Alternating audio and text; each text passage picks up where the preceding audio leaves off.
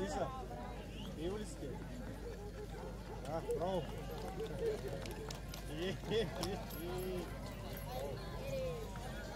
Атракцията е много голяма. Това е атракцията.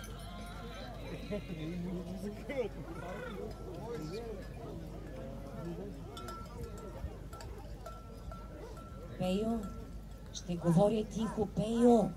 Ако ме чуваш, задръж ги. Пейо, Пейо.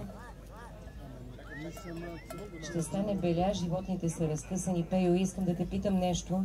Дали можеш да отговориш, ти си един от учредителите на Стария Балкан, аз бягам. Ти дойде. И те стоят кротко, това е невъзможно. Един от учредителите си, кажи, доволен ли си от работата в Стария Балкан? Всичко е наред. Не ги спирайте тия коне. Като изключим лошото, всичко друго е наред. Добре, лошо ли беше, че се разкъсаха конете? Ами, това е в играта. Ама кога се разкъсват? Кога се случва такова нещо? Да се изберат 2-3 гора на копчини. Всеки дърпа да се избере жена и става и такова. То така става и в живота. Татко! Коля ми облиза ръката.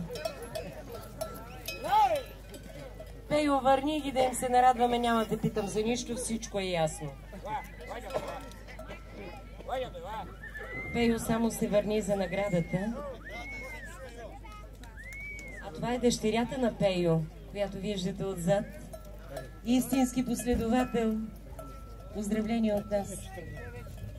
Заповядайте. Заповядайте при нас, за да получите наградата. Това е дъщерята на Пейо. На нея да завидиш. Заповядай, ела при нас.